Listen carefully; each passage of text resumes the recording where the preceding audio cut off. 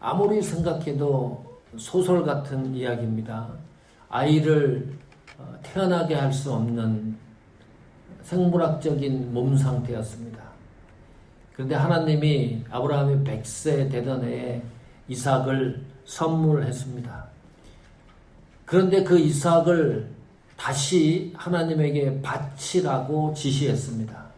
그것도 번제입니다. 아들을 죽여서 각을 떠서 불을 태워서 제사 형식에 맞춰서 나에게 드리라. 도저히 이해할 수가 없는 거죠. 상식적으로도 받아들이기 힘든 성경 문장입니다. 만약에 이 사건이 성공했더라 그러면 세계 최초의 일일 겁니다. 신과 인간이 살인을 공모해서 성공한 첫 번째 케이스가 될 겁니다. 이 문제를 도무지 인간의 이성으로 이해할 수 없고 해석할 수 없는데 창세기 22장 1절에 이 사건이 시험이라고 한다 그러면 이야기가 달라집니다. 하나님이 아브라함을 시험하시려고, 다시 말하면 이 사건은 하나님이 아브라함의 자식 이삭을 죽이려고 하는 것에 목적이 있지 않다. 또 하나입니다. 하나님이 인신 제물을 받으려고 하는 것이 목적이 아니다. 그것이 시험이라는 단어에서 명확해졌습니다. 그것이 없으면 불가능한 거죠. 해석이 불가능합니다. 자, 그러면 하나님의 시험을 패스하면 나타나는 몇 가지 현상이 있는데 이런 것들입니다. 아브라함을 봐서 그렇습니다. 신뢰할 수 없었던 것이 신뢰가 생깁니다. 도저히 믿을 수 없는 것들이 믿어지기 시작을 합니다. 도저히 이해할 수 없었던 일들이 이해가 되어집니다. 이 시험을 통과하고 나면 사람이 가지고 있는 힘과 의지와 이성과 두뇌와 노력과 모든 것을 동원해도 해결되지 않는 문제들이 해결이 됩니다. 그것이 이성적인 생각이든 현실적인 문제든 그 문제들이 해결된다는 거죠. 그 시험을 받는 아브라함의 태도가 우리가 생각하는 그 정도의 차원을 뛰어넘습니다. 예상을 뒤엎는다는 거죠. 아브라함은 이것이 시험인지를 잘 모릅니다. 성경을 읽는 독자들은 알고 있죠. 성경이 분명히 시험이라고 기록해 놓고 있기 때문입니다. 그런데 아브라함이 우물쭈물하지 않습니다. 창세기 22장 3절에 보시면 고민하는 흔적도 없어 보입니다. 아브라함이 아침에 일찍이 일어나서 그 시험 준비를 하고 있었다. 그리고 출발을 했습니다. 하나님이 번제로 드리는 모리아 산까지 지정해 놨습니다. 굉장히 세밀한 거죠. 그 길이 3일 길이었습니다. 언제든지 되돌아올 수 있는 길입니다. 길을 가다가 포기할 수 있는 시간이 적어도 3일이 있었습니다. 그런데 아브라함은 전혀 포기하거나 뒤돌아보지 않고 하나님이 지시한 목적지까지 도달합니다. 지금 성경을 창세기 22장 1절부터 5절까지 읽었는데요. 집에 가서 다시 한번 읽고 또 읽어보십시오. 여기에요. 하나님이 아브라함에게 지시한 말씀을 듣고 아브라함이 움직이는데 부정적인 요소나 갈등의 요소나 이런 언어, 부정적인 언어들이 한 단어도 나오지 않습니다. 너무나 깨끗해요. 하나님이 지시하고 그대로 아브라함이 따라가는 겁니다. 첫눈이 내렸는데 이 세상에 발자국이 하나도 없는 거예요. 그 첫눈 내린 곳에 첫 번째 발자국을 띈 것과 같은 풍경이 창세기 22장 1절부터 5절에 들어있는 말씀입니다. 너무나 깨끗해요. 야, 뭐 아브라함의 어떤 갈등이나 이런 모습도 기록되어 있지 않고요. 왜 그럴까요? 이유가 뭘까요? 다시 한번 정리합니다. 75세에 아브라함이 하란에서 부르심을 받고 움직여갑니다. 11년이 흘렀습니다. 그때 아브라함 나이 86세입니다. 이스마엘이 태어났습니다. 이 말은 아브라함의 믿음이 흔들렸다는 증거입니다. 아브라함 가정에 신앙생활에 문제가 생겼다는 거죠. 다시 말하면 하나님의 약속을 아브라함이 조작한 사건입니다. 위태한 사건입니다. 더 이상 하나님의 약속 후손을 기다릴 수 없다는 것이기 때문입니다. 그래서 이스마엘을 만들었습니다. 그리고 또 세월이 14년이 흐릅니다. 그때 아브라함이 100세였습니다. 하나님이 그 시점에 약속의 후손인 이삭을 선물했습니다. 25년이 흘렀습니다. 이 25년의 역사가요, 창세기 12장 1절부터 창세기 21장 마지막 절까지입니다. 그리고 새로운 22장이 시작되는 겁니다. 그 기간 동안 많은 일들이 일어났습니다. 성경을 창세기 12장부터 21장까지 읽어보면 가장 심각하게 우리 눈에 띄는 문장들이 있습니다. 순간순간마다 하나님이 나타나는 거예요. 그리고 아브라함이 계속해서 하나님의 말씀을 강조합니다. 하나님이 창세기 12장 2절 3절에서 약속했던 말씀을 계속해서 반복하는 거예요. 너무 신기한 겁니다. 조카 롯과 헤어졌을 때에도, 전쟁을 치를 때에도, 기근이 일어나서 애굽으로 도망갔을 때에도, 누이를 2번 속일 때에도, 이스마엘이 탄생했을 때에도, 소돔과 고모라 사건이 있을 때에도 하나님이 순간순간 나타나서 아브라함 뒤에, 가슴에, 생각에, 행동에 하나님의 말씀이 못이 박히도록 완전하게 만들어놨습니다. 아브라함이 그 말씀을 일부러 애우려고 그러는 게 아니라 자연적으로 애워질 수밖에 없도록 하나님이 만들어놨습니다. 아브라함이 하나님의 말씀을 따라 움직이는 것은 믿음 때문입니다. 다시 이제 정리를 해보면 아브라함 믿음의 특징이 있습니다. 그 첫 번째가 믿음을 측정하는 방법은 하나님의 말씀이다. 아브라함이 믿음이 흔들렸고 불안전한 상태였습니다. 이스마엘을 조작하기까지 했습니다. 하나님의 약속의 말씀을. 그런데 결정적인 순간에 아브라함은 이유와 어쨌든 하나님의 말씀대로 움직이는 거예요. 성경을 보세요. 여러 가지 상황과 복잡한 상태가 일어나는데 그때마다 부족하지만은 그래도 하나님 말씀을 쫓아서 계속해서 움직여가고 있다, 아브라함이. 기억하십시오. 우리가 신앙생활 하다가 지칠 때도 있습니다. 넘어질 때도 있습니다. 실수할 때도 있습니다. 죄를 질 때도 있습니다. 하나님 방향과 정반대 방향으로 갈 때도 있습니다. 그런데 순간에 하나님의 말씀대로 움직여가는 것이 믿음입니다. 다시 말합니다.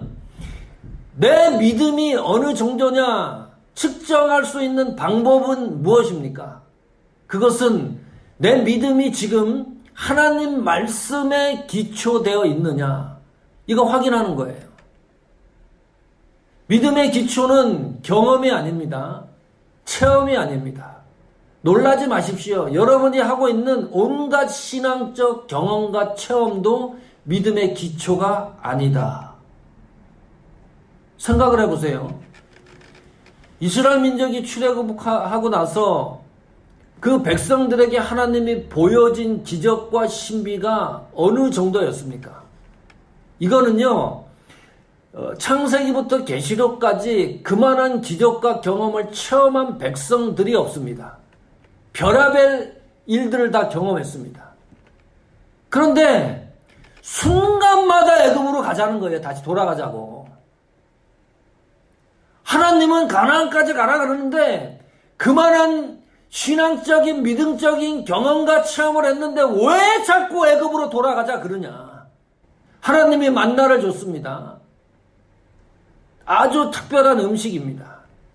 하나님이 만나를 준 이유를 성경에 명시화했습니다. 기록을 해놨어요. 내가 너희에게 이 만나를 주는 이유는 하나님의 말씀으로 사는 방법을 알게 하기 위해서이다. 내 믿음의 기초와 측량의 방법이 하나님 말씀 위에 서 있어야 됩니다.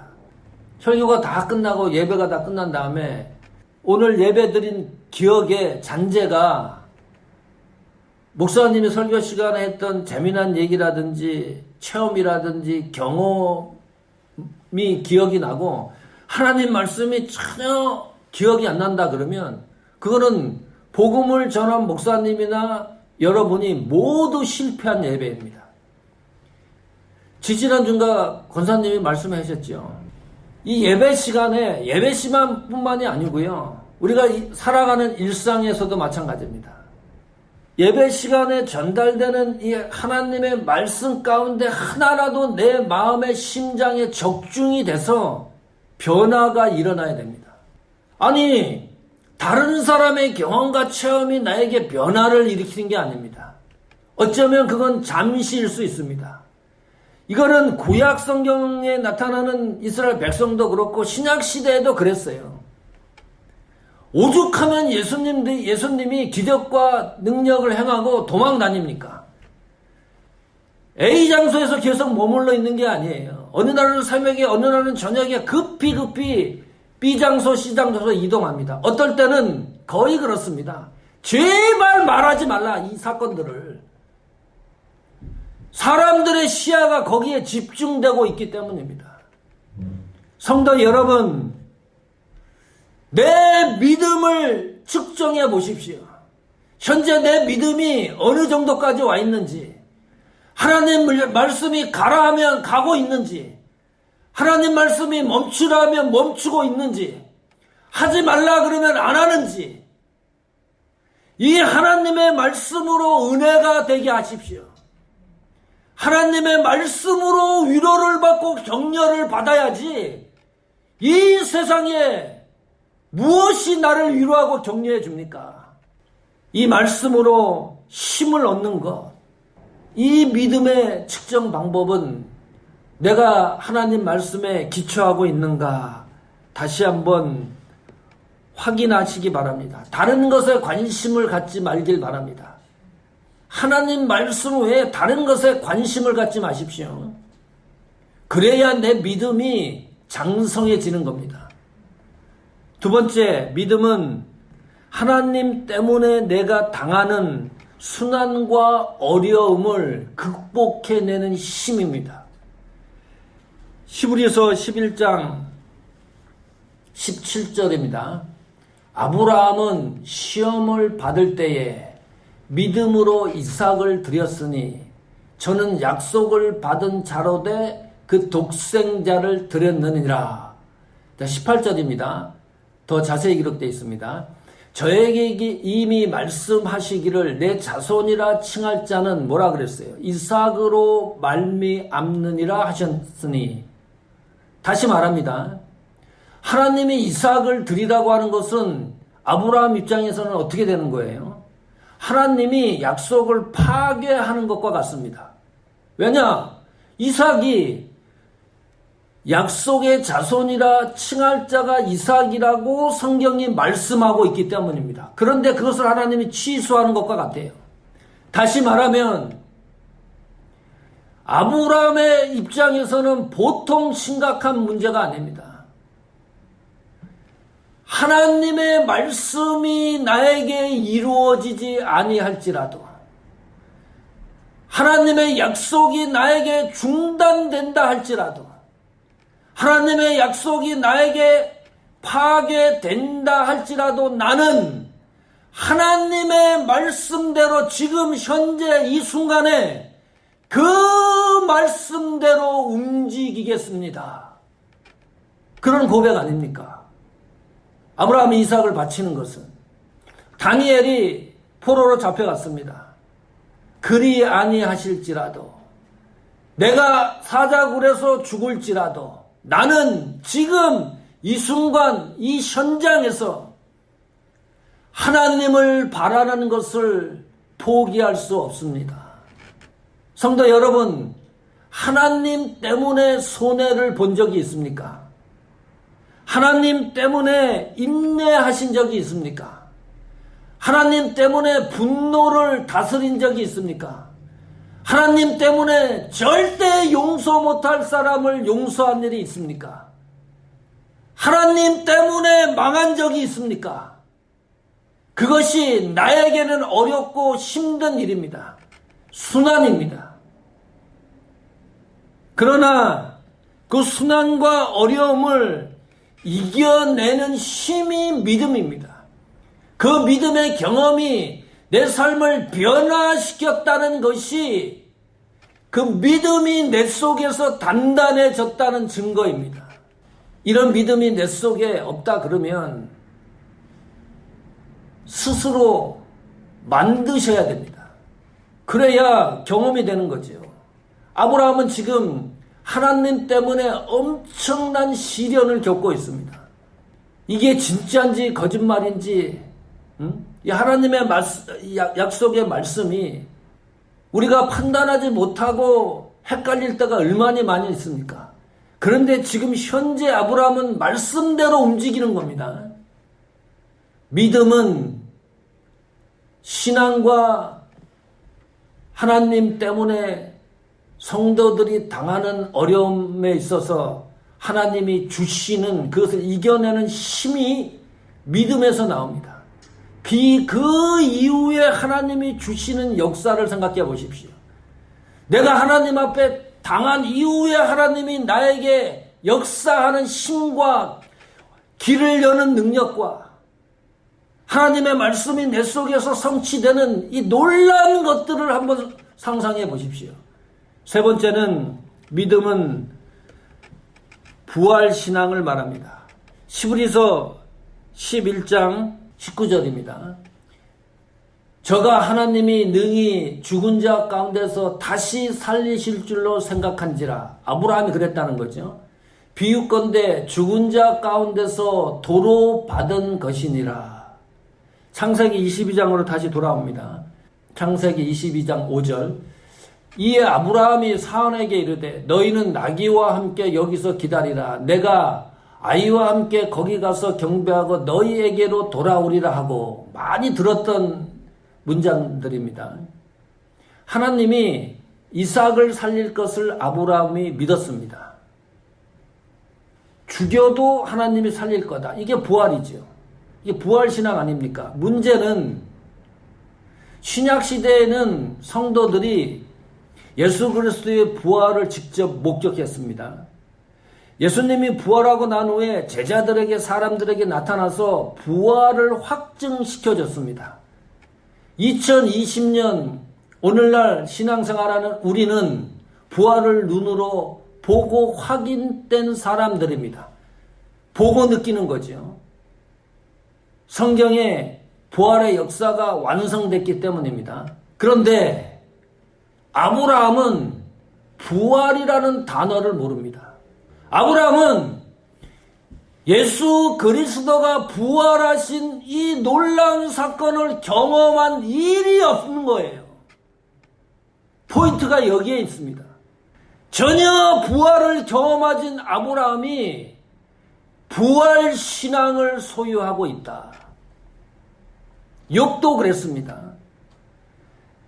예수 그리스도를 믿고 당하는 고난과 환난이 너무 힘이 드니까, 내 인생이 이렇게 힘든 적이 없으니까 욥이 그런 고백하는 거예요. 내 형편과 상황과 나의 믿음과 신앙과 여기까지를 생각해 보니까 반드시 구속자가 있어야 되겠다. 다시 살아나게 하는 구속자가 존재해야 되겠다. 믿음이라는 게 놀라운 겁니다. 부활을 믿게 합니다. 부활이 믿어진 사람이 하나님 나라를 가게 되는 거죠. 하나님 나라를 믿는 사람들입니다. 믿음이 그 과정으로 인도한다는 거예요. 이희돈 장로님이라고 워싱턴 성광장로교회 장로님이었습니다. 61세에 소천했습니다. 얼마 안 되셨습니다. 돌아가신 지가.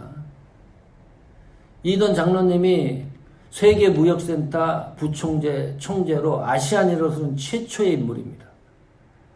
많은 간증도 하시고 신앙의 여정을 잘 살다가 하늘나라로 가신 분입니다. 이 장로님이 마지막 소천하기 직전 병상에서 남긴 말이 있습니다. 별거 아닙니다. 예수 그리스도를 믿으면 천국이고 믿지 않으면 지옥이다. 이 말씀을 남겨놨습니다. 여러분, 하나님 나라와 지옥이 내가 믿어진다는 것은 기적과 같은 일입니다. 그 믿어지는 것을 무엇이 하느냐? 믿음이 하는 거예요. 제가 살면 얼마나 살겠어요? 지금부터 30년, 40년 살겠지요. 그러면 이 세상을 떠나게 될 겁니다. 자, 상상을 해보십시오. 여러분이 지금 가장 원하는 게 뭡니까? 어느 정도 집에서 살고 싶습니까? 단독주택? 어마어마한 집에서 살고 싶습니까? 얼마나 많은 돈을 소유하고 싶습니까? 100년, 200명 살 수 있습니까? 예, 그래도 상상해 보십시오. 무슨 음식이 최고로 맛있어 보입니까? 조금만 참으십시오. 우리 인생 3, 40년 이후에는 우리가 상상하는 가장 좋은 것보다 더 위대하고 크고 어마어마한 것들을 하나님이 준비한 곳에서 우리가 산다고 성경이 약속하고 있는데, 아브라함의 약속이 25년 만에 이삭으로 시작이 되고 있는데 잠깐 기다리십시다. 하나님 나라 가서 한번 멋있게 우리 인생을 다시 시작해 보는 거예요. 조금 힘들더라도. 소망이 있지 않습니까? 사도 요한이 하나님 나라를 보여줬는데 이거를 인간의 언어로 기록을 못하는 거예요. 설명을 해야 되잖아요. 하나님 나라의 그 모습과 현상을 기록을 해야 되는데 계시록에 보면 가장 많이 나오는 단어가 뭔지 압니까? 뭐뭐와 같이, 뭐뭐와 같다. 하나님 나라는 뭐뭐와 같다, 뭐뭐와 같다, 뭐뭐와 같다, 뭐뭐와 같다. 설명이 안 되는 나라가 하나님 나라예요. 우리가 꿈꾸는 이 지구상에서 꿈꾸는 그 모든 것들보다 더 크고 위대한 것이 기다리고 있다. 믿음은 부활신앙입니다. 시험을 패소하고 난 이후에 하나님이 이렇게 약속했습니다. 창세기 22장 16절입니다. 가라사대 여호와께서 이르시기를 내가 나를 가리켜 맹세하노니, 하나님이 스스로 맹세한다는 거예요. 내가 이같이 행하여 내 아들 내 독자라도 아끼지 아니하였은즉.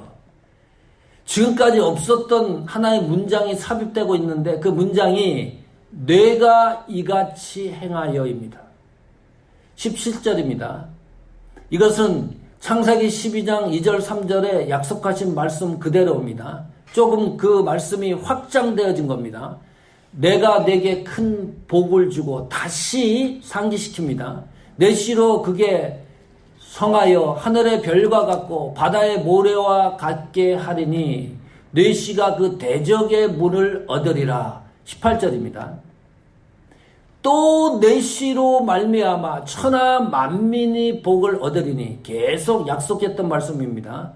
이는 내가 나의 말을 준행하였음이니라. 이 문장이 또 삽입됐습니다. 하셨다 하니라.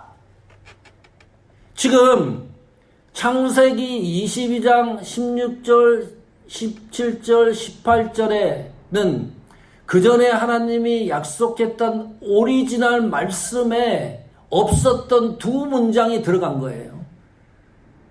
내가 나의 말을 준행하였음이니라. 이것이 시험을 통과하고 난 이후에 아브라함에게 시험 결과를 채점한 내용입니다. 아브라함의 인생이 어디에서 급 변화가 일어납니까? 창세기 22장 이전과 이후입니다. 이전까지는 하나님이 아브라함의 믿음의 행위에 대해서 저렇게 말씀하신 적이 없습니다. 하나님의 말씀의 약속만 계속해서 아브라함에게 전달했습니다. 그 하나님의 약속의 말씀이 드디어 아브라함의 믿음의 행위와 부가 설명되면서 하나님의 약속의 말씀이 완성되어져 가는 그 결론적인 말씀을 기록해 놓고 있습니다. 성도 여러분, 이왕 신앙생활 하는 거, 이왕 예수 그리스도를 믿는 믿음으로 이 세상을 살아가고 있습니다. 하나님의 약속이 나에게 성취가 되고 그 하나님의 약속이 나의 믿음의 행위로서 완벽하게 결실이 맺는 그런 은혜와 역사를 이 세상 교회와 우리 성도들의 신앙의 여정에서 나타나기를 간절히 축복합니다.